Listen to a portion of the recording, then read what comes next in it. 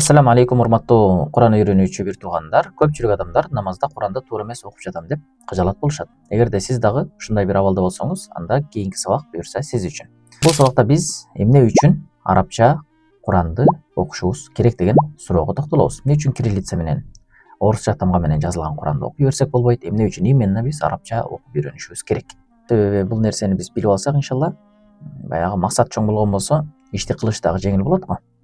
Бул кандай нерсе? Мисалы үчүн арабча текстте Бисмиллахир-рахманир-рахим деп мындай ар бир махражды туура чыгарганды үйрөнөсүз. Туура жаттайсыз дегендей. Ал эми орус тамгасы менен болсо, кээ бир тамгалар туура эмес чыгып калат да. Бисмиллахир-рахманир-рахим деп эле бүт бардыгын хырылдатып, коңурук тарткандай кылып окуп саласыз. Биз өзүбүз көнүп калган орусча тамгалар бизге ыңгайлуу, бирок маселе ыңгайлууну тандоодо эмес. Маселе кайсынысы оригинал, кайсынысы чыныгы, кайсынысы көчүрмө. Мына ошол нерсени тандоодо болуп жатат да. Мисалы, сиз ойлогон проблема мындай болушу мүмкүн. Мен кириллицадан, орусча тамгадан жаттап алдым, ошол себептен туура эмес окуп жатам Куранды депчи. Бул негизги себеп эмес да. Негизги себеп бул жерде бир аз тереңирээк болот. Биринчиден, Куран деген эмне? Ошол вопроско келишибиз керек, бир туугандар. Куран деген эмне? Сиз окуп жаткан Куран бул Куранбы же башка эле нерсеби деген суроо болуп атат да. Куран деген бул Аллах Тааланын сөзү, соңку пайгамбарга түшүргөн билдирүүсү. Ал жөн эле ойлор же идеялар же маанилер эмес да, котормолор эмес. Ал так сөздөр менен, араб сөздөр менен, так тартипте, так тилде түшкөн. Бул Алла Тааланын конкреттүү сөзү, конкреттүү бир формада түшкөн. Ал кандай форма? Алла Тааланын сөзү араб тамгалары менен, так үндөр, махраждар менен, так окуу керек, туура тажвид менен.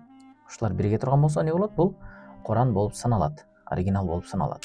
Булардын бирөөсү жок болуп кала турган болсо, эмне болуп калат? Оригинал болбой калат. Мындайча айтканда, Куран болуп саналбай калат сиз окуп жаткан нерсе. Себеби маанилер өзгөрүп кетет.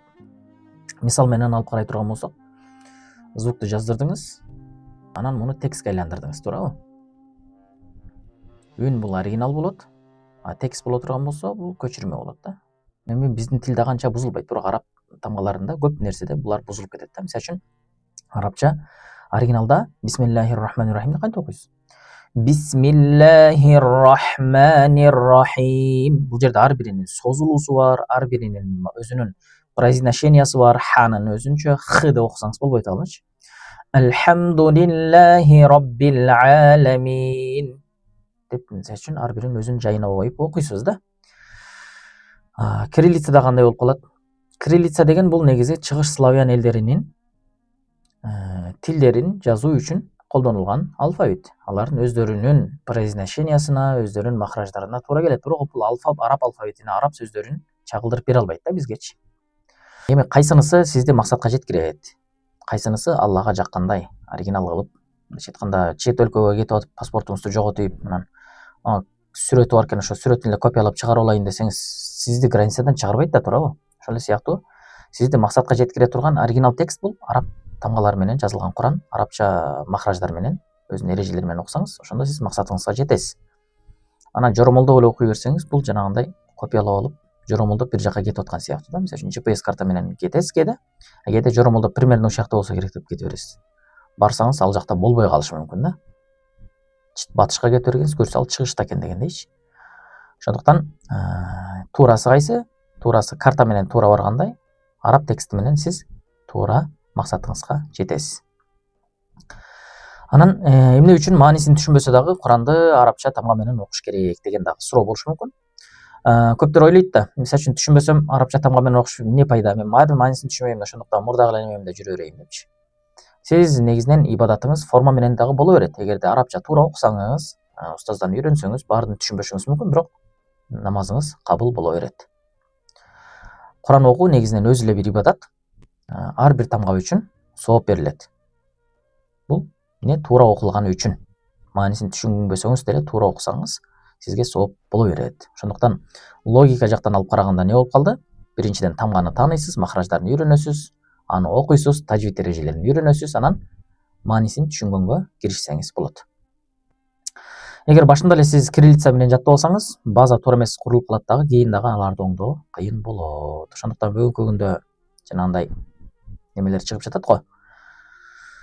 Транскрипция Курандар чыгып жатат. Орусча тамга менен полный 30 пара Куранды жазып чыккан. Бул Куранды сиз окусаңыз айындарды, кофторду, халарды айырмалабайсыз да. Ошондуктан андан өзүңүз талдап арабча тамга билбейм, ушуну окуй берейин деп окуганыңыз бул толук Куран болбой калат. Баягы убактыңыз деле текке кеткен болуп калышы мүмкүн. Албетте ал транскрипцияны колдонсо болбойт деген сөз эмес, аны колдонсоңуз болот. Эмне үчүн колдонсоңуз болот? Сиз Куранды жаңы үйрөнүп жатканда таппай калсаңыз, ушул жер каф бекен же нун бекен же та бекен деп таппай калганда, ошол транскрипциядан карап, бул та тамгасы турбайбы деп баягы арабча текстти тууралоо үчүн, арабча текстти туура окуу үчүн муну инструмент катары гана колдонсоңуз болот да, транскрипция Куранда. А так аны ибадат катары, өзүнчө бир неме катары колдонгонуңуз ал Куран болуп саналбайт баары бир. Сиз баары бир аны туура эмес окуйсуз, туура эмес окугандан кийин ал Куран болуп эсептелбейт. Убактыңыз текке кеткени калат. Аны бир баштан этеге окуп чыкканыңыз менен деле хатымдын соогун албайсыз да. Куран хатымдын соогун туура махраж менен, туура арабча тексттен окусаңыз ошол хатым болуп саналат да. Ал транскрипция ал Куран эмес. Жөн эле баягы произнесениясына кылып койгон. Ошондуктан сиз Куран окуп жатам деп өзүңүздү ал жерде алдабашыңыз керек да. Анан негизги проблема мындай, ката нормага айланат. Адам ойлойт, мен окуп жатам деп ойлойт, бирок туура эмес окуп жатат. Бир ай кетирген катасын 3 ай оңдогонго туура келет. Өзүнө ишенип жүрөт, бирок ал жалган ишеним болуп калат да. Ошондуктан арабча тамга менен мисалы үчүн жазылган Аллаху нурус самавати вал ард деген мисалы үчүн аят болсо, Аллаху нурус самавати вал ард деп коесуз да. Ард дегенде мисалы үчүн дот тамгасынын өзүнчө бир сыпаты бар да. Иститоля деген сыпаты бар. Ал жерде мисалы үчүн кандай кылып ооздун ичинде абаны бир аз чоюш керек, ошол эрежелери бар. Алар ошол сабакта үйрөтүлөт да иншалла. Сиз аларды эмне билбей каласыз. Жыйынтык не болуп калды? Куран арабча формада бул Куран болуп саналат. Арабча текст менен оригинал болуп саналат. Арабча окуу туура болуп саналат. Кириллица бул убактылуу гана нерсе. Кириллица бул көчүрмө. Муну негиз кылбашыңыз керек. Кириллица менен жаттаган, кириллица менен окуганыңыз бул оригинал Куран эмес. Ошондуктан негизги эмне үчүн окуш керек экенин түшүндүк, бирок окуйын десеңиз албетте бир проблемалар пайда болот да. 4 негизги кыйынчылык болот. Бирок ал кыйынчылыктардын баардыгынын иншалла чечимдери бар. Биринчи кыйынчылык, тамгаларда сиз адашасыз да. Араб тамгалары бүт баардыгы эле мондай кайыкка окшош, бирок чекиттери башкачараак болот үстүндөчү. Көбүнчөсү ушундай окшош тамгалар көп келет да. Анан буларды кантип айырмалайм, окшоштурбайм, муну жаттай албайм да, жашым өтүп калды да же убактым жок да дешиңиз мүмкүн. Албетте буга чечим бар. Ар бир тамганы иншалла өзүнө бир окшош жаныбарга же бир нерсеге окшотуп сиздерге түшүндүрөбүз. Иншалла адашпай турган болуп буларды жаттап каласыз. Эсиңизден чыкпайт. Анан экинчи проблема, мисалы үчүн формалар өзгөрүп кетет да. Эптеп тамганы жаттап алган болсоңуз, бир нерсеге окшотуп, бирөөсүн бүкүрөйгөн аксакалга окшотуп, бирөөсүн кайыкка окшотуп, бирөөсүн балыкка окшотуп жаттап алган болсоңуз, алар дагы өзгөрүп кетет да. Балыгыңыз балыкка окшобой, таягыңыз таякка окшобой калат да. Эмне кылам десеңиз, ага дагы чечим бар. Баарын өзүнчө байланыштырган ушундай бир мнемоникалык бир стилде сиздерге түшүндүрөбүз. Булардан дагы көрсө ушундай эле турбайбы деген ой менен иншалла жеңил өтүп кетесиз. Андан кийин махраж деген бир кыйынчылык келет, туурабы? Бир эле бүт баары эле х болуп атат го, эмне айырмасы бар деген. Ал махраждарды дагы иншалла ар бирин сүрөт менен түшүндүрүп беребиз видеодо, ушул сабактын ичинде бүт баардыгы. Сиз просто чытап көрүп коюшуңуз керек да. Бир аз убактыңызды беришиңиз керек. Кайсыл тамга кайсыл жерден чыгат, анын бүт баардыгын иншалла түшүнүп аласыз. Анан сабактарды негизинен өз алдынча окуш кыйын да. Майли эми ал видеону тартып коюпсуңар. Билип алдык, жаттап алдык махраждарын. Бирок кимге текшертебиз? Өзүм окуй албайм да деген дагы проблема болот да сиздечи. Ал проблема кандай чечебиз? Мисалы үчүн түшүнбөй каласыз, ката кетирдимби, кетирбедимби билбейсиз. Ошо мотивацияңыз жоголот, убакыт көп кетет дегенчи. Устаз менен болсо туура жетекчилик менен үйрөнүп элеңиз, көзөмөл менен үйрөнүп элеңиз. Бат жана натыйжалуу болот эле, мотивацияңыз дагы жогору болот эле. Анан буга кандай чечим бересиңер десеңиз, албетте буга дагы чечим бар. Иншалла сиз Куранды туура үйрөнүп кетишиңиз үчүн ушундай мүмкүнчүлүктөр каралып жатат. Акысыз сабак болот устаздын көзөмөлүндө. Устаз баардыгына жетишпейт да. Ошондуктан чындап окуй тургандар кабыл алынат. Чындап окуйсузбу, окубайсызбы? Аны билүү үчүн сабакты аягына чейин сиз көрүшүңүз керек да. Сабактын аягында ага каттала турган байланыш номерлер жана кантип катталуу жолдору сиздерге толук түшүндүрүлөт. Куранды негизинен үйрөнүү албетте жеп жеңил, оп оңой эмес, албетте кыйын. Бирок өмүр бою туура эмес окуп жүрүү андан дагы кыйын нерсе. Абдулла бин Мубарак деген имам Абу Ханифанын бир шакирти болгон. Анын бир ушундай өзгөчө бир адаты болгон да, илимде дагы, жашоосунда дагы өтө көп ийгиликтер жараткан ал. Ал эмне кылган? Баштаган ишин сөзсүз аягына чыгарат эле. Жана дал ушул адат аны жашоодо ийгиликке жеткирген. Анын бир принциби болгон, аягына чыкпаган иш бул башталбаган иш деген принцип менен жашаган. Ошондуктан эми сиз муну баштадыңыз. Ошондуктан аягына дагы чыгып коюңуз иншалла видеону. Ашып кетсе бир саат же болбосо 1,5 саатка чейин барышы мүмкүн. Бирок анча убакытта сиз толтура нерсени үйрөнүп аласыз да. Баштадым, эми бүтүшүм керек деген принципти кармап бир бүтүрүп коюңуз. Бул видеону баштадыңыз. Эми аягына чейин көрсөңүз эмне болот? Араб тамгаларын жаттайсыз, махраждары менен жаттап аласыз. Еще ушул эле видеонун ичинде сиз уже 1 саат, 2 саат бөлүп кошуп окуганда да үйрөнүп каласыз да. Жакшылап, кайталап, жакшылап мындай видеодогу көрсөтмөлөрдү аткарсаңызчы. Бул убакыт эмне болот? Баары бир өтүп кетет. Мисалы үчүн бир сериал баштап алып 8 саат, 9 саат деле берип салабыз го. Туурабы? Аягына чейин көрсөңүз, бул илим болот, сиз менен өмүр бою калат. Сериалды көрөсүз, ушундай болуптур да, ушундай болуптур да деп эле баягы бүтүп калат. Өмүр эсиңизде кала турган деле эч нерсеси жок, сабагы үйрөнө турган деле эч нерсеси болбойт алардынчы. А бул жерде сизде өмүр бою кала турган уже илим пайда болуп калып атат да, жашооңузда. Баалуу бир сыпат пайда болуп калып атат. Акчага сатып ала албай турган бир сыпат пайда болуп калып атат да.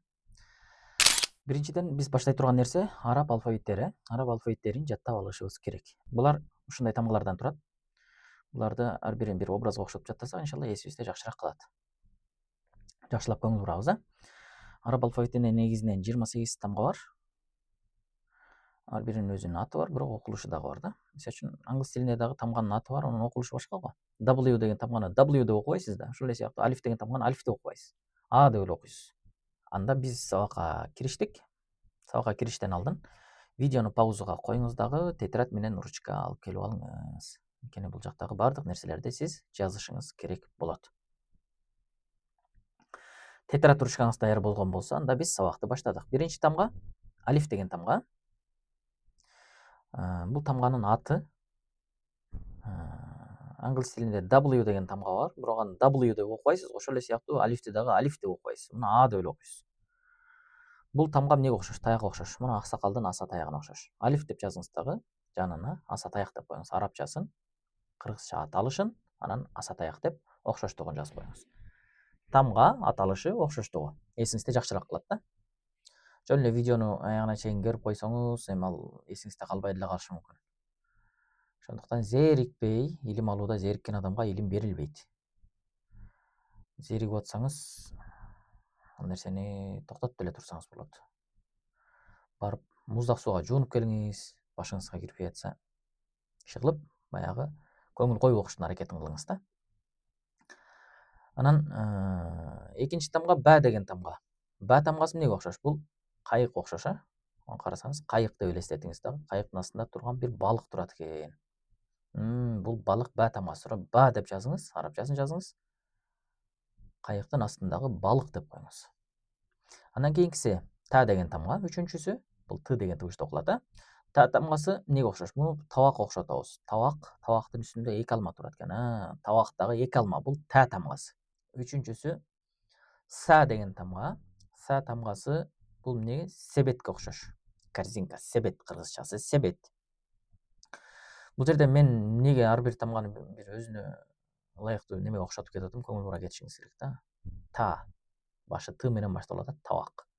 Ба, Б менен башталып атат, балык. А менен башталып атат, аса таяк. Ошого мындай жөн эле баягы табак анан аса таяк деп жазып көтөрбөңүз, смыслын түшүнбөй элечи. Смысл ошол, баш тамгасы башталып атат, сиздин эсиңизге калыш үчүн. Таны таппай калсаңыз, табакты элестетсеңиз, Т менен башталып атат, та деп мындай таап кетиш үчүн ошондой кылып атабыз да. Са тамгасы бул себетке окшош, Себеттин үстүндө 3 алма турат. Себет, 3 алма. Са тамгасы, могу себет, бул үстүндө 3 алма, са тамгасы. Андан кийинкиси Жим деген тамга. Жим тамгасы бул жем жеген жөжөгө окшош. Мына курсагы, бул жагы тумшугу, курсагында жеми бар. Жем жеген жөжө бул жим тамгасы. Жазып коюңуз. Жим, жем жеген жөжө. Андан кийинкиси ха деген тамга. Бул деле жөжөгө окшош, бирок бул эми кандай жөжө? Бул арырык жөжө экен да. Орусча айтканда худая деп коет го. Мужской урат худой, женский урат худая дейт туурабы? Худая жөжө экен. Худая жөжө бул ха тамгасы. Х менен башталат да. Ха деп туруп худая жөжө деп койсоңуз болот. Андан кийинкиси бул хо деген тамга. Хо болсо бул деле жөжөгө окшош экен, бирок чокусунда тажысы бар экен да. Муну эмнеге окшотобуз? Муну хан жөжөгө окшотобуз. Хо деп жазыңыз дагы, хан жөжө деп коюңуз.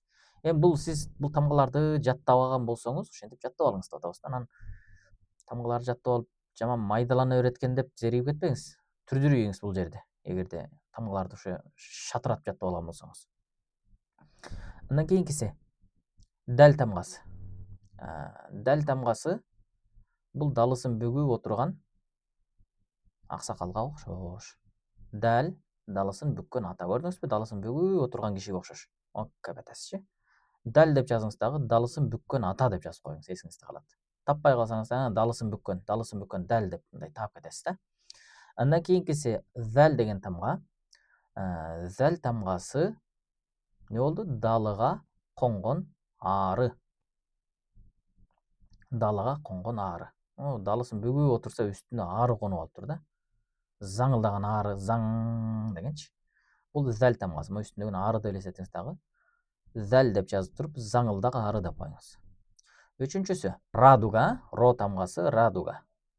Радуга окшош ири тамга, көрдүңүзбү? Ро деп жазыңыз дагы, радуга деп коюңуз. Андан кийинкиси, төртүнчүсү деп едим, канчынчысына деле келип калды окшойт а. За тамгасы. За тамгасы бул радугадагы бул бир чымын. Зыңылдаган чымын да. Радуганын үстүндө зыңылдаган чымын учуп жүрөт экен, бул за тамгасы. За деп жазыңыз дагы, зыңылдак чымын деп коюңуз. За. Андан кийинкиси син деген тамга. Син тамгасы бул эмнеге окшош? Мондай чук деген суунун толкундарына окшош. Бул суунун толкуну деп жазып коюңуз. Суунун толкундарына окшош син тамгасы. Андан кийинкиси шин деген тамга. Бул шин тамгасы эмнеге окшош? Толкундагы 3 шарик окшош. Толкун фучук деп толкугандан кийин не болот? Шариктер пайда болот. Ошол үстүндөгү шариктер шин экен. Шин деңиз дагы, шарик деп жазып коюңуз. Андан кийинки сот тамгасы. Сот бул сузгуч, чөмүч. Сузгуч бар го? Ошол сузгучка окшош. Сабы бул жагындагы сузгуч.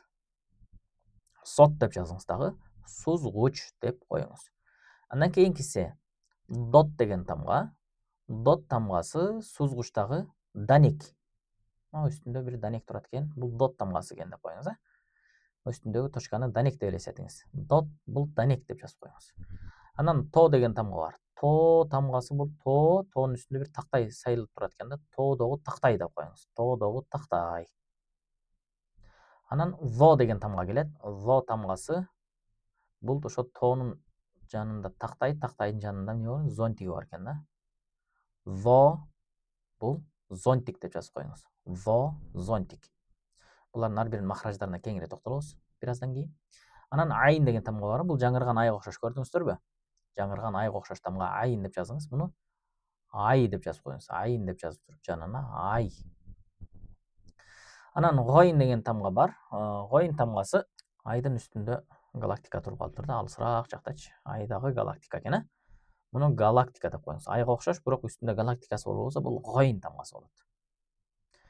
Андан кийин фа деген тамга бар, а. Фа деген тамга бар. Фа тамгасы бул эмнеге окшош? Фа тамгасы бул эски бир фонарга окшош. Фонарга окшош. Фонардын үстүндөгү немесине окшош, а. Аладдиндин немеси бар эле го, фонарычы, Аладдиндин чырагы ошого окшош да. Фа деп жазыңыз дагы, фонар деп жазып коюңуз. Анан коф деген тамга бар. Коф тамгасы бул кружка экен. Кружкага окшош. Кружканын сабы үстүндө 2 кант бар. Кружкадагы кант деп коюңуз. Коф деп жазыңыз дагы. Арабчасын дагы жазыңыз. Кружкадагы 2 кант. Андан кийинкиси каф деген тамга.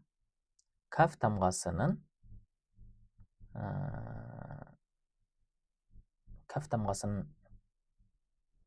Неге окшотобуз? Кенгуруга окшотобуз. Мына кенгуру бул ичиндеги баласы.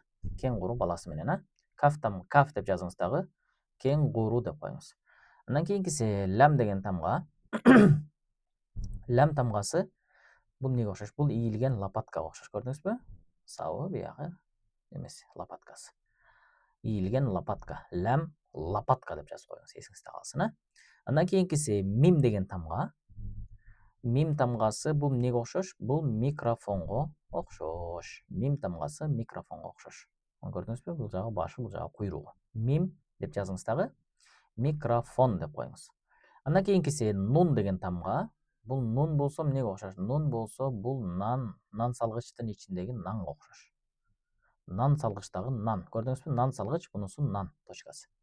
Анан вау деген тамга бар. Бул вау болсо эмнеге окшош? Вертолетко окшош. Жазып коюңуз. Вау деп туруп вертолет деп коюңуз.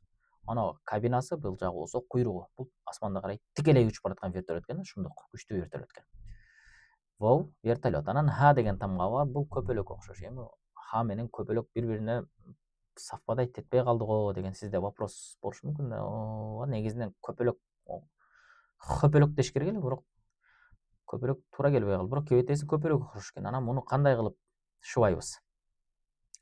Көпөлөк гүл жыттып алып, деп учуп баратат экен деп элестетебиз да. Деп баягы рахат алып учуп баратат экен. Бул ошол көпөлөккө окшош экен. Деп учкан көпөлөк экен деп жазыңыз дагы. Көпөлөк деп жазып коюңуз. Эсиңизде калыш үчүн. Баягы жыттап алып, кайф алып учуп бараткан көпөлөк да. Анан я деген тамга бар. Я тамгасы болсо эмнеге окшош? Бул йогадагы аккууга окшош. Йога жасаган аккуу өзүнчө медитацияга кирип кетиптир. Көрдүңүзбү? Башы, куйругу, эки буту дегендейчи. Демек, эмне болду? Демек, биз араб тамгаларын бир сыйра жазып чыктык, Жазып чыксак деле эми бул эсибизде калбайт. Тамганын өзүнчө бир жатташ иш болсо, аны тоого окшотуш өзүнчө бир иш болсо деген дагы проблема болуп аткан болушу мүмкүн сизде. Ал проблеманы чечебиз. Бул тамгаларды эмнеге окшотобуз? Жомокко окшотобуз. Жазып чыккан болсоңуз, эми жомок укканга даяр болуңуз. Жомокту баштадык. 60 аса таягын алды. Бул алиф тамгасы болду. Суунун жээгине барса, кайык турат экен, кайыктын астында бир балык турат экен. Бул бә тамгасы болду. Анан табагын алып чыгып, табакка 2 алманы салды. Бул та тамгасы болду. Себеттин алгыда, себетте 3 алма бар экен, бул са тамгасы болду. Анан жанына бир курсагы ток жөжө чуркап келди, жем жеп алган жөжө. Бул жим тамгасы болду. Аркасынан арык эч нерсе жебей калган худая жөжө келди, бул ха тамгасы болду. Анан тажысы бар бир хан жөжө келди, бул хо тамгасы болду. Анан аларды карап, аксакал далысын бүгүп отуруп калыптыр да, бул дал тамгасы болду. Далысын бүксө, о деп туруп үстүнө бир заңылдаган ары келип конуп алды, бул зал тамгасы болду, зал тамгасы. Анан жамгыр жаабыйып, асманда радуга пайда болду. Бул ро тамгасы болду. Радуганын үстүндө зыңылдак чымын учуп келди. Бул за тамгасы болду. Анан жамгыр жаагандан кийин суулар толкундап баштады. Бул син тамгасы болду. Суу толкундагандан кийин шариктер пайда болду үстүндө, 3 шарик. Бул шин тамгасы болду. Анан суудан алайын деп туруп, сузгучта алды дагы, бул сот тамгасы болду.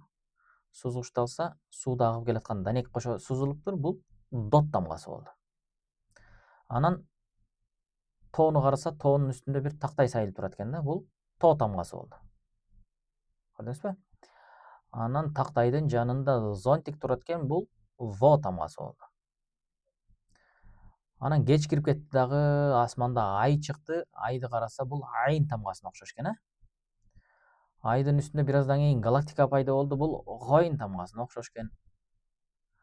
Анан кеч кирди, кой фонарымды жагайын деп фонарын жакса, бул фа тамгасына окшоп калыптыр, фонарычы. Анан чай чейин, эми кечке чейин сейилдеп жүрдүм деп туруп, чай чейин деп кружканы алып, 2 кантты салайын десе, бул коф тамгасына окшоп калыптыр. Анан эшикте кеч киргенде кенгурулар чуркап келди. Кенгуру болсо бул каф тамгасына окшоп калыптыр. Идиш эшикте калып кеткен инструменттеримди жыйнайын десе, лопаткасы ийрейип калыптыр, бул лам тамгасы болду. Анан микрофонду алса, бул мим тамгасына окшоп калыптыр. Анан чай менен бир аз нан жейин десе, нан салгычтагы наны нун тамгасына окшоп калыптыр. Анан дарылдаган эшикте бир үн чыкты, эшикте караса, вертолет учуп жүрөт экен, бул вау тамгасына окшоп калыптыр. Анан көпөлөктөр кечинде гүлдөрдөн жыттап алып учуп кетип аткан экен, булар ха деп учуп бартат экен да. Кайф алыпчы. Бул ха тамгасына окшоп калыптыр. Кеч кирип анан аккудагы йогага кирип кетиптир, бул акку я тамгасына окшоп калыптыр. Ошентип араб тамгаларын биз бүттүк. Эми сиз эмне кылышыңыз керек? Тамгаларды жатка жатташыңыз керек. Муну 2 жолу кайталасаңыз эле иншалла эсиңизде калат эми. Кайтып кайталайсыз? Менин аркамдан кайталаңыз. Алиф, ба, алиф, ба, та, са, жим, ха, хо, дал, zal, ro, za, sin, shin, صاد, ضاد, طا, ظا, عين, غين, فا, قاف, كاف, لام, ميم, نون, واو, ها, я. Катар менен жаттап алган болсоңуз, бир аз кайталап коюңуз, видеону паузага коюп туруп, бир 5 мүнөт убакыт кетет. 5 мүнөттө сиз ушу 28 тамганы жаттап аласыз. Анткени полный образ, сизге жаттай турган образ берилди. Ар бирин бир нерсеге окшот, микрофон эмне экенин билесиз да туурабы? Микрофонду жаттасаңыз, мимди жаттадыңыз деген сөз. Тоону жаттасаңыз, тоону жаттадыңыз деген сөз. Сузгучту жаттасаңыз, сотту жаттадыңыз, кружканы жаттасаңыз, кофту жаттадыңыз. Жеп жеңил. Көрдүңүздөрбү араб тамгалары? Араб тамгаларын эми жаттап алдыңызбы бир сыйра? Анда бул тамгалардын экинчи проблемасы. Биринчи проблеманы биз чечип койдук. Жана айткан 4 проблема дегенбиз да. 4 проблеманын бирөөсүн биз чечип койдук. Тамгаларды жаттап алдык, машалла. Эгерде жаттап алган болсоңуз, сиз дагы молодец экенсиз анда. Ашып кетсе бир 15 мүнөттөй отурдук, Анда кийинки проблема махраждар деген, араб алфавитинин махраждарына келдик. Эми ар бир тамга кандай произношение менен айтылат? Ошол темага келдик. Алиф деген тамга бул кайсыл жерден чыгат деген суроо болсо, алиф тамгасы муну ооздун жауф деп коет, могу тамактан баштап маягерге чейин ооздун ичиндеги көңдөй, ушул көңдөйдөн а деп эле чыгат. А деп эле айтабыз, алиф. Андан кийинкиси ба деген тамга каерден чыгат десеңиз, ба тамгасы мына үстүнкү эри менен астыңкы эринен чыгат. Ба. Та тамгасы каерден чыгат десеңиз, та тамгасы болсо, тилдин учун үстүнкү тиштин түбүнө тийгизип чыгарасыз. Та. Са тамгасы каерден чыгат десеңиз, са тамгасы бул бир аз кыйыныраак тамга, муну жакшылап кайталаңыз, менин аркамдан. Тилдин учун, көрдүңүзбү? Тилдин учун үстүнкү тиштин учуна тийгизиңиз. Тилдин учун үстүнкү тиштин учуна тийгизиңиз дагы. Са.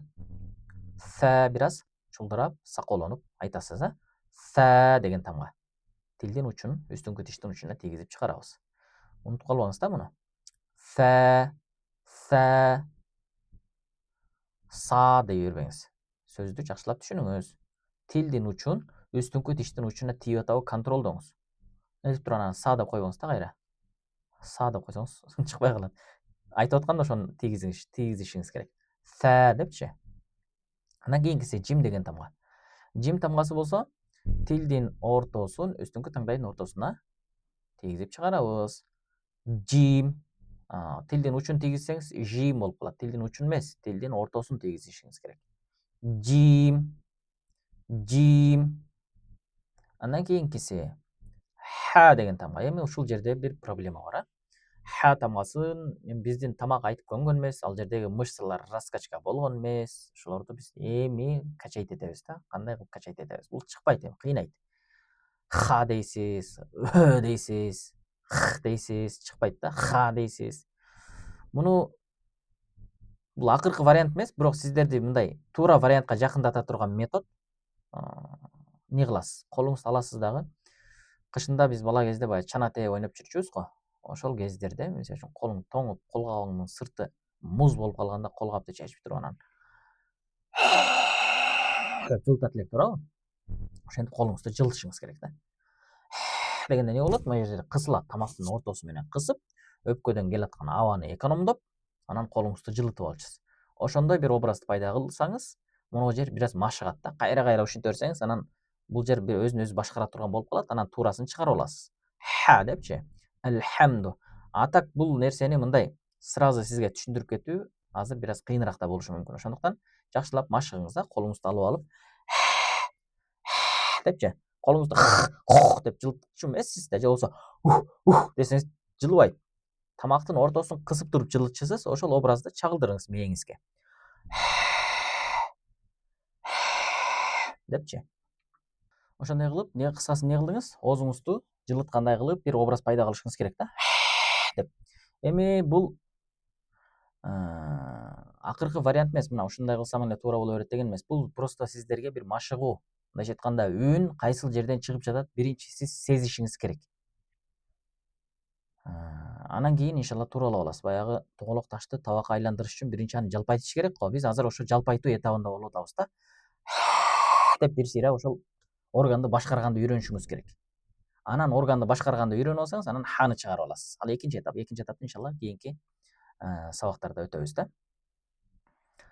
Кысасы ошол органды башкарганды ушинтип үйрөнүңүз. Ха тамгасы демек тамактын ортосунан чыгат экен. Анан хо деген тамга бар. Хо тамгасы болсо бул муну дагы эми этабын сиздерге түшүндүрөйүн. Акыркы этабы эмес, бирок ошол органды кантип башкарышты үйрөнөбүз. Коңурук тартасыз го. Депчи. Ушул жерде тиет да бири-биринечи. Ошол хо тамгасы ошол коңурук тарта турган жерден чыгат. Сиз бүт тамгаларды анан коңурукка окшотуп х деп салбаңыз, Ха бул коңурук тарткандай эмес. Ха маяктан чыгат да. Ха деп, а бул жерде хо деп чыгат. Андан кийинкиси анан коңурукту акыркы этап кылып алып, элхамду деп окубаңыз, коңурук тартып аткандай кылып. Мунун дагы өзүнүн бир немеси бар. Туура вариантка чейин сиз окуп беришиңиз керек болот. Аларды иншалла бирки акысыз сабакта катталсаңыз, иншалла сиздер тууралап аласыздар да устаз менен же устаза менен. Андан кийинкиси хо тамгасы бүттү. Хо тамгасынан кийинки бул дал деген тамга болду.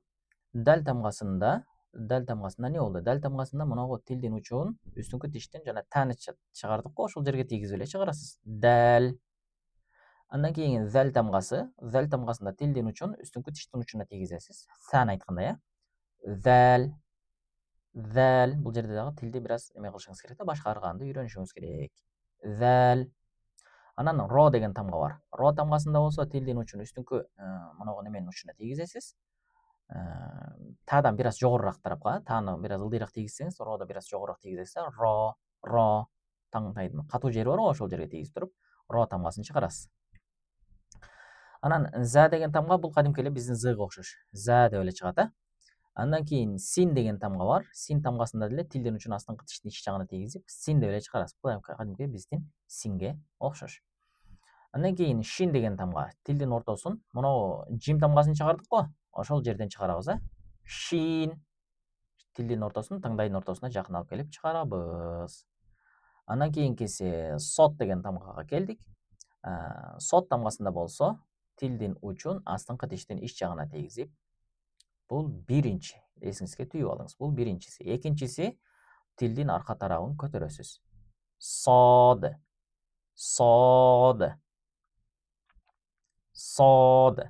Тилдин аркасын көтөрбөсөңүз сәт болуп эме болуп калат да. Жалпы айтсаңыз ичке чыгып калат. Ошондуктан тилдин аркасын көтөрүп, бул жоон окула турган тамгалардан болуп саналат. Андан кийинкиси дот деген тамгага келдик. Дот тамгасында не кыласыз? Дот тамгасында моногу тилдин капталдарын башкарганды үйрөнүшүңүз керек да. Дот тамгасында тилдин оң тарабын же сол тарабын же эки тарабын тең кайсысагы сизге удобный болсо, моногу үстүңкү бүйлөлөргө азууларга тийгизип туруп, азууларды тишке эмес, ошо тиштин бүйлөлөрүнө тийгизип туруп чыгарасыз. Мисалы үчүн гайрил магдуби алейхим валаддаллин деген ошо дот тамгасы иштетилет. Анан муну тилдин учунан чыгарып дот деп койбоңуз. Анан мунун өзүнчө бир сыпаты дагы бар, иститоля деген. Аны иншалла кийинки сабактарда кеңири түшүндүрөбүз. Дот деген тамга болду. Андан кийинкиси то деген тамга. То тамгасы болсо кайсыл жерден чыгат? то тамгасы болсо муну тилдин учун мунагу үстүңкү таан чыккан жери бар го, ошол жерге тийгизип туруп, анан тилдин аркасын көтөрүш керек болот да. То деп чыгарасыз. Андан кийинкиси во деген тамгага келдик, Во тамгасында тилдин учун үстүңкү, мына зәл анан саны айттык го, тилдин учун үстүңкү азуунун учуна тийгизебиз. Бул во тамгасы болду. Во. Андан кийинкиси айн деген тамгага келдик. Айн. Эми бул дагы бир кыйыныраак тамгалардан болуп саналат. Мында дагы жанагындай тоголок ташты жалпы айткандай бир методика кылабыз. Анан бирок бул акыркы метод экен, мына ушинтип окуй беришим керек экен деген эмес. Просто сиз ошол органды сезиш үчүн ушундай кылабыз да. Анан ошол жерди башкарып отур, анан кийин иншалла айныңызды тууралап кетесиз. Айн тамгасын кандай кылып чыгарабыз? Бул жакшы метод мындай неме да.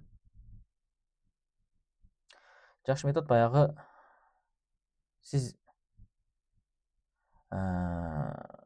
окшойсуз го, окшогондо көбүнчө ушул жер башкарылат да, ушул органчы. Дегенде ушул жер кысылат. Анткени бул жактан келе жаткан немени, кусунду бул жактан өпкөгө кирип кетпеш үчүн өпкөнүн оозун жабат да бул клапанчы. Дегенде. Ошол деген звук, ошону башкарып үйрөнүшүңүз керек да. Айн дегенде ошондо чыгат. Деп кайра аракет кылыңыз, кайра машыга бериңиз. Ушул органды сезиңиз, сезгенден кийин иншалла анан кийин өзүнүн жайына тууралап баягы неме кылып атып, оптимизациялап аласыз. Андан кийин гойн деген тамга келер. Гойн тамгасы болсо жана хо тамгасын чыгардык го, ошол жерден чыгат, бирок тилди бир аз аркага тартып коесуз, Мисалы үчүн гойрил магдуби дегенде ошол маг деп ушул жерден айтылат да. Маг тил бир аз аркага тартылып, көтөрүлүп, маг депчи. Гойн тамгасы тилдин арка тарабынан чыгат. Бул материалдар дагы сиздерге берилет иншалла. Анан бисмилля, каяна кетип калдык. Фа деген тамгага келдик. Фа тамгасы үстүңкү тишти астыңкы эринге тийгизип чыгарасыз. Фа, ф, ф. Ушул жерде эмне болду? Үстүңкү тишти астыңкы эринге тийгизип чыгарып жатасыз. Андан кийинкиси коф деген тамга.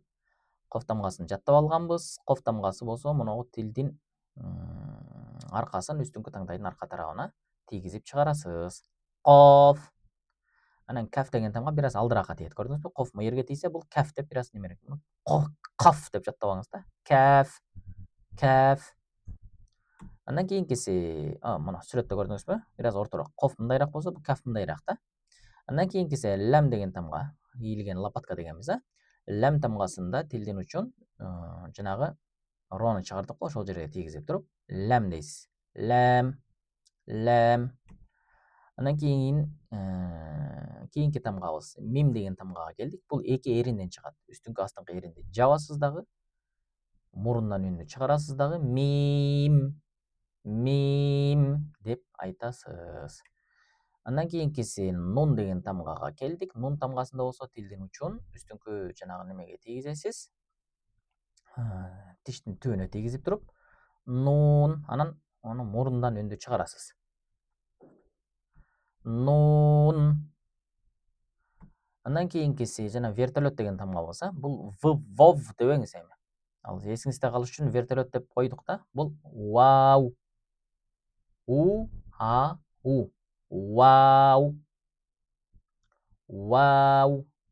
Вау дейт го. Вов дебейсиз да. Вау дейсиз туурабы? Ошол сыяктуу. Вау. Оозду бир аз чоюп туруп айтасыз.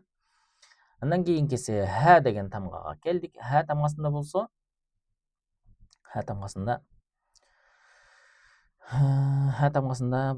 деген ха тамгасы моногу немеден чыгат, өпкөдөн прямой чыгат да. Ха депчи. Моногу жер менен кысып алып ха дебеңиз. Же ха же тилдин ортосу менен кысып алып ха десеңиз болбой калат.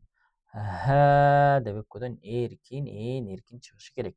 Ха. Бул не болду? Акыркы тамгага келдик. Эми я тамгасы. Я тамгасы болсо, жанагы жим, шин деген тамгалар чыккан жер бар эле го, ошол жерден я деп чыгарасыз. Жим, шин, я тамгалары чыккан. Кысасы айтканда махраждар ушулар болду. Сүрөттөр менен бир сыйра көрүп чыксаңыз болот баштан этек иншалла. негизги кыйын тамгалар жана айн, ха, дот деген тамгалар бар. Аларды тууралап башташыңыз керек. Анда биз кийинки этапка өттүк. Эми кийинки этап биз эмне кылдык? Тамгаларды жаттап алдык. Алардын махраждарын үйрөндүк. Бирок тамгаларды мындай карасаңыз, сиз эмне болот? Алиф, ба, та, са, жим, ха, хо, дал, зал, ро, за, син, шин, сод, зот, то, зо, айн, гойн, фа, коф, каф, лам, мим, нун, но, хе. Көзүңүздү жумуп айтып кое берет экенсиз да. Анан монентип аралашып кетсе таппай калат экенсиз. Ушул проблеманы чечиш керек. Бул проблеманы кантип чечебиз? Бул проблеманы чечүү үчүн эми ушул менин аркамдан кайталайсыз дагы, бул видеону кайра түрдүрүп ушул жерин көрөсүз. Таап аткан болсоңуз, майли, машалла, сонун. Анда молодецсиз. Таппай аткан болсоңуз, 2-3 жолу кайталап коюш керек ушуну. Видеону пауза кыласыз дагы. Бул алиф, бул болсо эмне, бул хо беле, жим беле, хо экен. Бул эмне? Шин, гойн, фа. Бул эмне, ба беле муну? Жок, бул нун болчу депчи. Вау экен, бул фа экен, бул сот экен, бул та экен, бул дал экен, бул ба экен, бул та экен, бул зал экен, бул ха экен. Анан кайра башына түшөсүз. Алиф, хо, шин, гойн, фа, нун, вау, фа, сот, та, дал, ба, та, зал, ха. Адаштырбай турган болуп жаттап калдыңыз. Машалла. Бирин дагы адаштырбадыңыз. Эми кийинки бетке өтөсүз. Кийинки бетте кайра эле ошол тамгалар. Дот, коф, каф, ха, ро, то, ро, са, жим, сод, за, во, дал, я, син. Бул бетти дагы шатыратып айтып калдыңыз. Анда кийинки бетке өтүңүз. Кийинки бетте дагы ошентип баштан этеги айта алсаңыз, мисалы үчүн дод, та, то, са, шин, мим, лам, син, коф, айн, лам, та, хо, каф, я.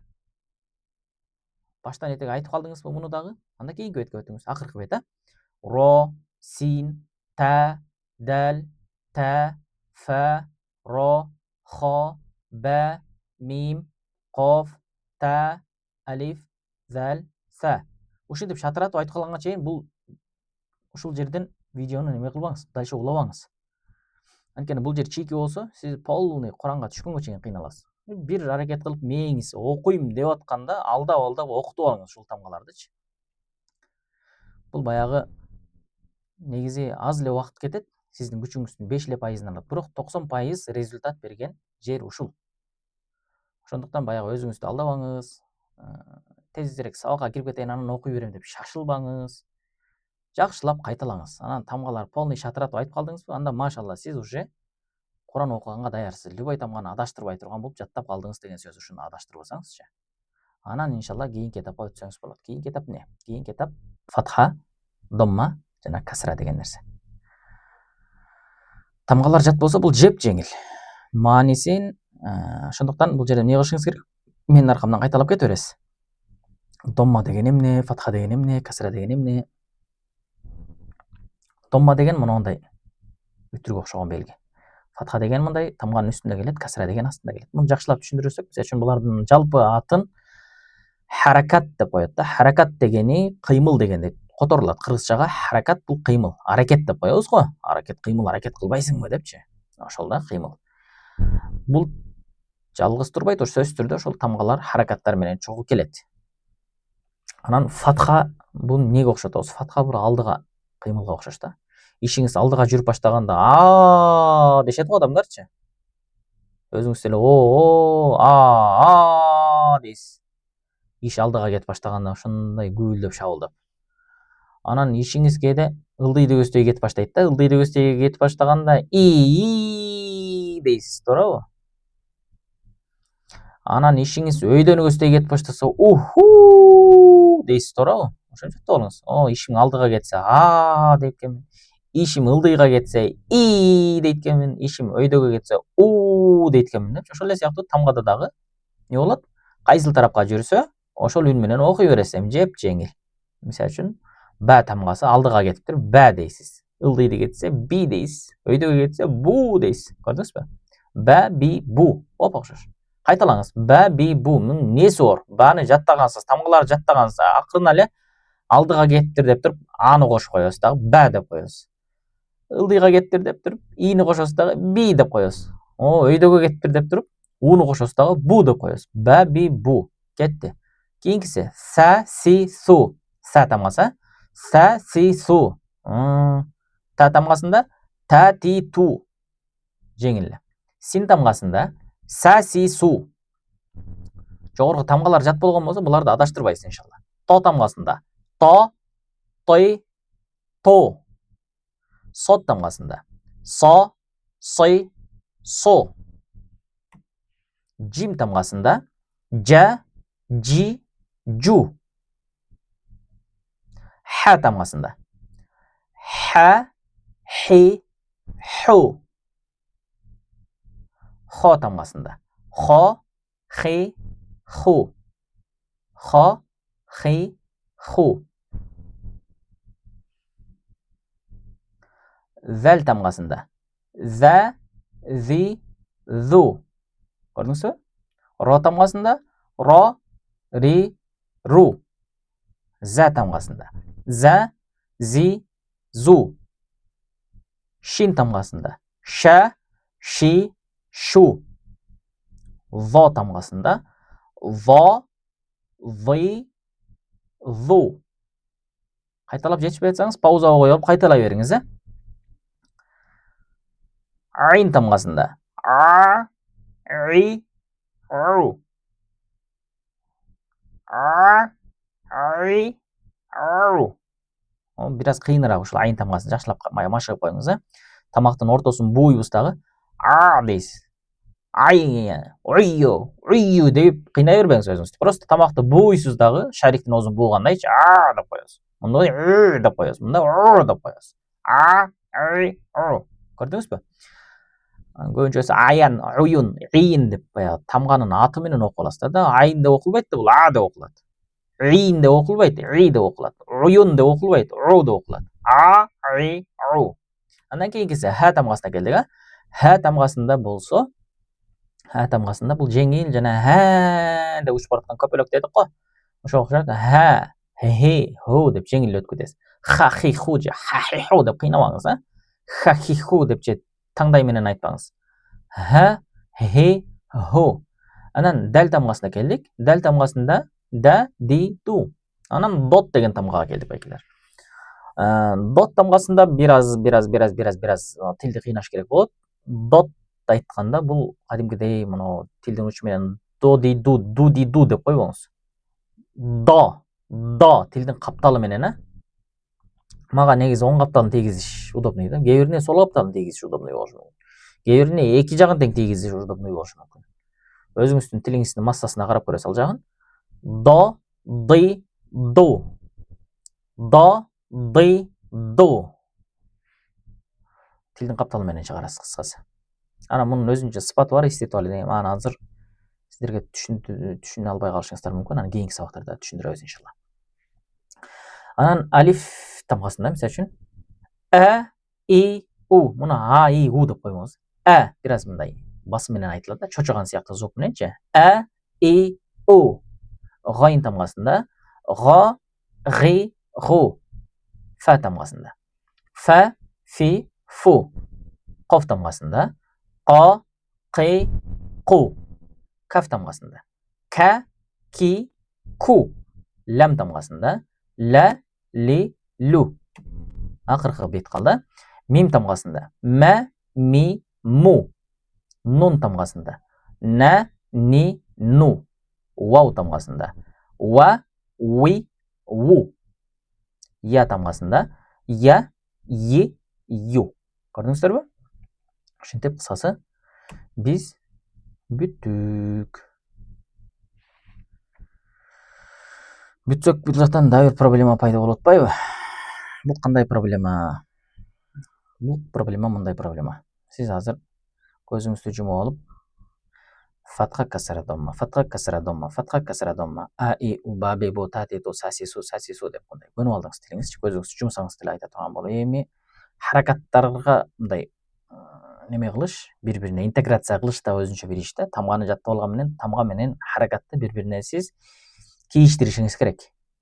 Шапкалерин бири-биринечи. Ошо кийиштире албай фатха турса касра кылып окуп, касра турса фатха кылып, домма кылып жүзөй бересиз да. Ошон үчүн бул жакта биз тартибин бузуп салдык. Фатха касра домма болуп келе бербейт. Бул биринчи проблема. Көрдүңүзбү? Адашып келет да. Ба, би, бу деп келсе, кийинкисинде ти, ту, та болуп кетет. Анан экинчи проблема эмне эле? Экинчи проблема сиз муну жакта тамгалар кандай жаттаган болсоңуз, ошондой эле окуп атсаңыз эле бул жактан сюрприз болуп тамгалар бузулуп кетет мынтипчи. Сиз вообще көрбөгөн бир тамга келип калды, көрдүңүзбү? Бул ба тамгасы. Ба мындай жазылчу эмес эле го. Буягында эмне болгон, кол чыгып калды. Эмне болуп калды буягы деп башыңыз оорушу мүмкүн. Ошондой болуп булар жазылганда ошондой формасы өзгөрүп кетет. Өзүнүн баягы асли немесин сактап кала албайт. Формасынчы, негизги формасын сактап кала албайт, өзгөрүп кетет.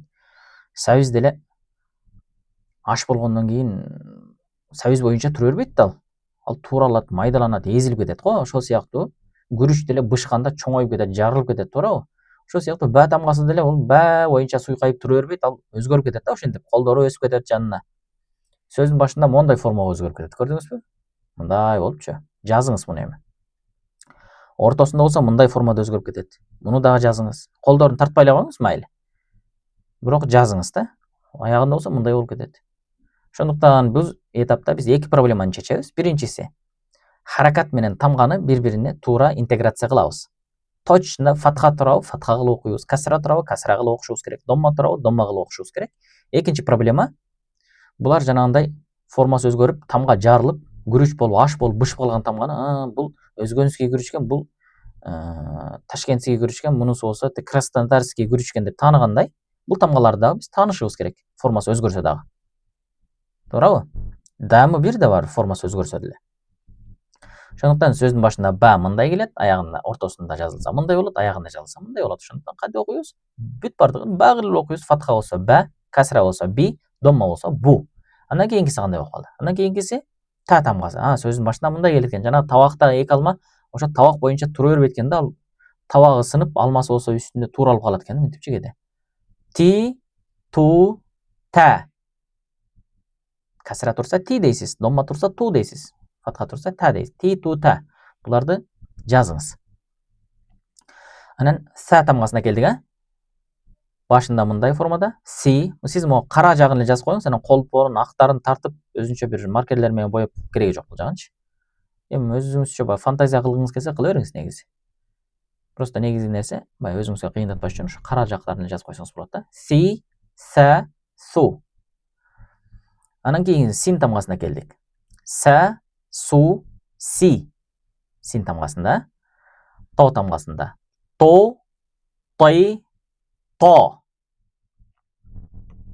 Сот тамгасында. Сы, су, со. Экөө келип калып турган. Эми кантип окуйм деп вообще окубай койбоңуз. Эми кааласаңыз фатха менен окуңуз, кааласаңыз касра менен окуңуз. Сы, су, со. Анан жим тамгасына келдик. Жа, жу, жа. Жим тамгасы мондай болуп өзгөрүп кетет. Муну дагы жазыңыз. Бүт тамгаларды жазып келатасызбы? Анан жазбай койсоңуз, мындай эле көрүп койгонуңуз эсиңизде калбай калат да. Ошого жазыңыз буларды. Жа, жу, жа. Ха тамгасында. Хе, ху, ха. Хо тамгасында. Ху, хо, хи. Форманы көрдүңүз, Эми бул муну эмне болгон колдор деп аткан болушуңуз мүмкүн. Эми сиздерге түшүндүрүш үчүн ушундай кылып койдук да. Тамгалардын ушундай колдору чыгып, бири-бирин кармашып алышат деген образ. Атак хо тамгасы сөздүн башында мондай формада келет, аягында болсо, ортосунда болсо мындай биягынан бир кол чыгат. Сөздүн аягында болсо биягынан бир колун чыгарат да, өзүнө мурда тамга менен жетелешип алат деген бир образ да. Ху, хо, хи. Буларды жазсаңыз эле иншалла эсиңизде калат. Анан жазбай койсоңуз көбүрөөк кайталаш керек болуп калат, жазбай койсоңузчу. Жазсаңыз, мисалы үчүн бир жолу жазып чыгасыз, бүт уже жаттап каласыз да. Жазбай койсоңуз 10 жолу кайталаш керек болот. Кайра баштан айтып. Анан коф тамгасына келдик, Коф тамгасында болсо бул жагынан бир кол чыгат экен, мынтип бул жагынан эки кол чыгат экен, бул жагынан аягында болсо бир кол чыгат экен. Ко, ку. Бул эмне деген сөз болуп калды? Ку деген сөз ушинтип жазылат экен, кофтор менен только. Ку. Го деген сөз ушинтип жазылат. Го. Көрдүңүзбү? Зузизо деген сөздү жазабыз. Зузизо деген сөздү зо, зи, во. ю и я деген сөзді жазабыз эми. Ю и я. Эми шашишу деген сөзді жазабыз, жазыңыз шашишу деп. Ша-ши-шу. Сіз уже көрдіңіз бе? Улап оқып баштадыңыз, машалла. Bir сабақта сіз уже тамғаларды жаттап, уже улап оқып баштадыңыз. Бұл соның игілікті. Анан ха деген тамғаға келдік. Тоқтатпаңыз эми. Ха, хо, хе. Ха, хо, хе деген сөзді ушинтип жазабыз. Ха, хо, хе депчи. Фу, фи, фа деген сөзді монтип жазабыз. Фу, фи, фа. Жаздыңыз бы? Кейінкіге кеттік.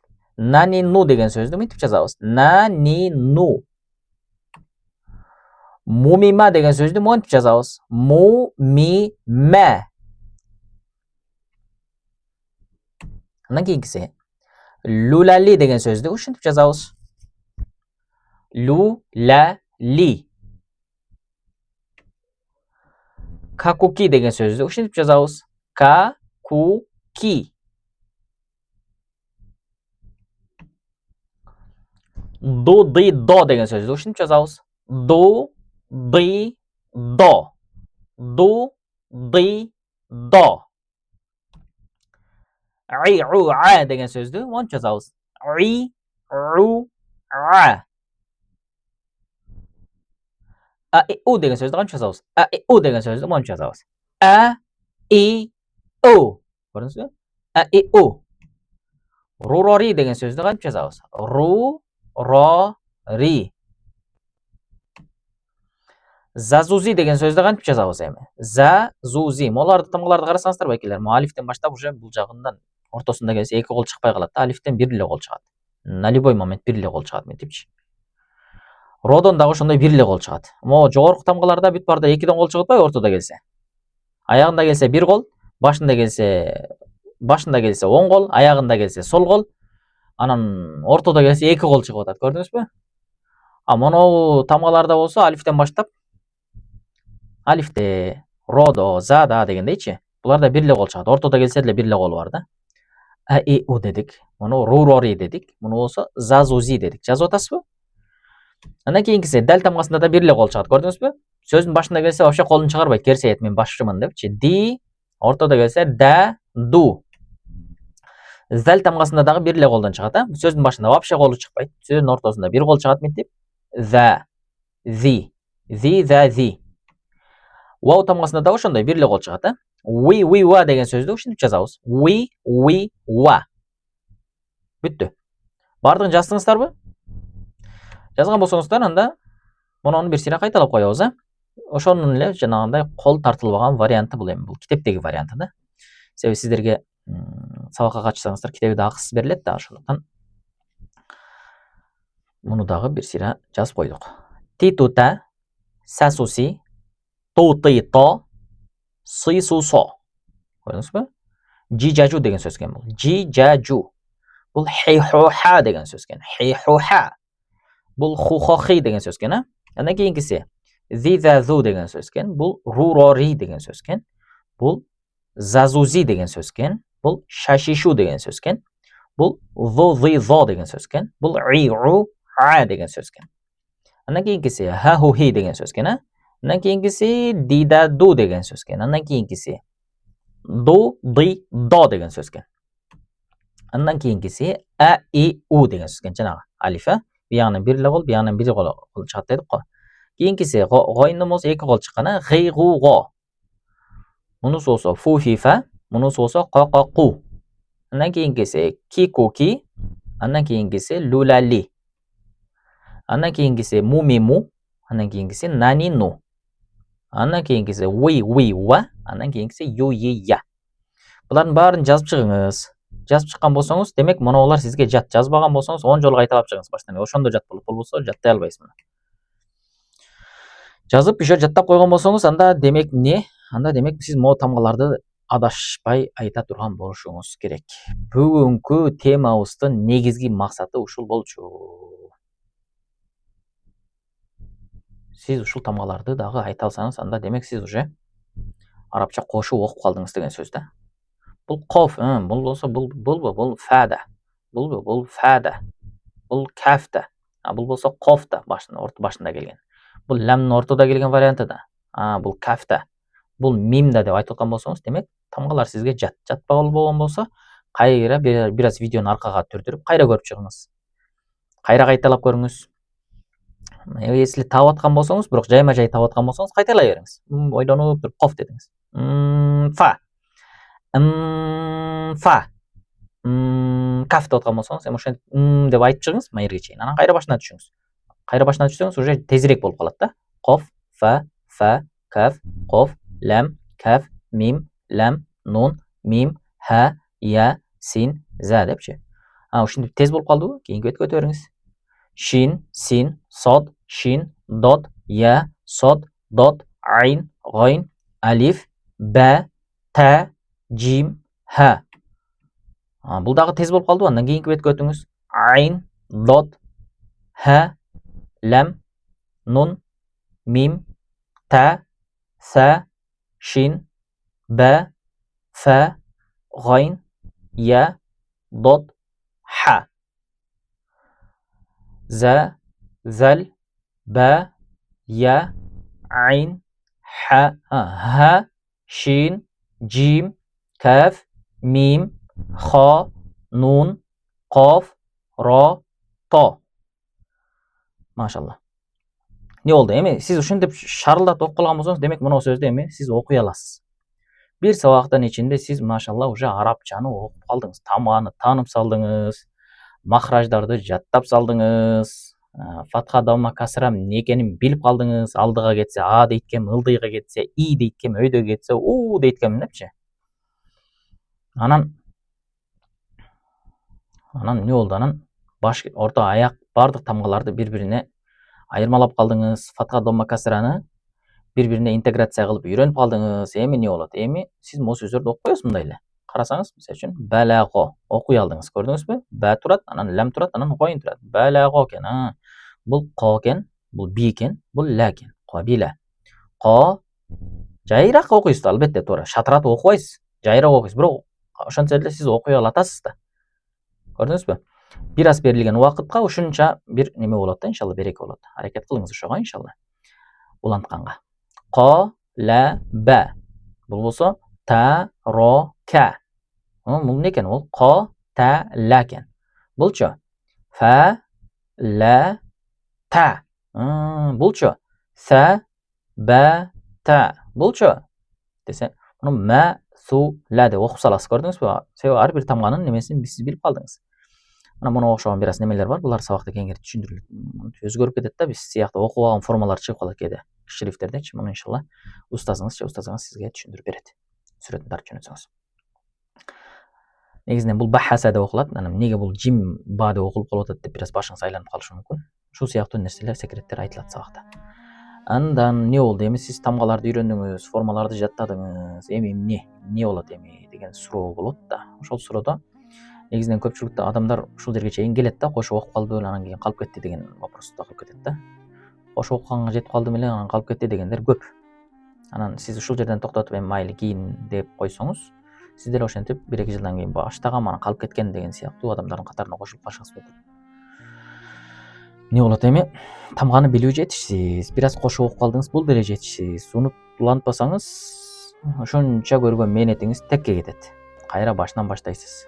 Анан кийинкисин бүгүн эмес, эртең эмес, бир жумадан кийин эмес, качан болору, качан баштаарыңыз дагы белгисиз. Ошондуктан кечиктирбестен башташ керек да. Жогоркуда айтып өткөндөй, бүтпөгөн иш ал башталбаган иш деген сөз бар да. Ошондуктан до конца кириштирип эми бүтүрүп салыңыз. Сизге чечим кандай? Уста же устазанын көзөмөлүндө акысыз тамгадан Куранга сабакка даярдык. Не кыласыз? Араб тамгаларын бекемдейсиз, өзгөргөн формаларды түшүндүңүз, туурабы? Окууга, ошо Куран окууга киришип баштайсыз дегендейчи. Ошондуктан катталуу үчүн сиздерге мүмкүнчүлүк. Ошо видеонун описаниясында дагы жазып коебуз. Болбосо шапка профилде дагы болот WhatsApp'тар. Анан болбосо ушул номерлерге дагы жазсаңыздар. 0503 633 733 бул WhatsApp номери. Бул кийинчерээк өзгөрүп калган болушу мүмкүн. Мисалы үчүн эч ким жооп бербей бир нерсе болгон болсо, шапка профилде же видеонун описаниясында сөзсүз башка номер болот да. Так бул номерге деле жазып көрүңүздөр бир. Анан же болбосо Илим Мурас деген аккаунт бар Instagramда, ошого кирип жазсаңыздар болот. Бардык суроолоруңуздарды иншалла ошол жактан берсеңиздер болот. Албетте баягы орундар чектелүү, ошондуктан тезирээк жазылып, тезирээк баягы орун ээлеп калганга аракет кылышыңыздар керек. Орундар толуп калган болсо, биз деле физически жетишпейбиз да баардыгын 1000 адам келсе 1000 окута бергенгечи, азыраак эле окута алабыз дегендей. Ошондуктан мүмкүнчүлүк болушунча тезирээк жазып, тезирээк катталып калганга аракет кылыңыздар. Анда бүгүнкү сабагыбыз бүттү. Буюрса, кийинки сабактарда көрүшөбүз. Ассаламу алейкум ва рахматуллахи ва баракатух.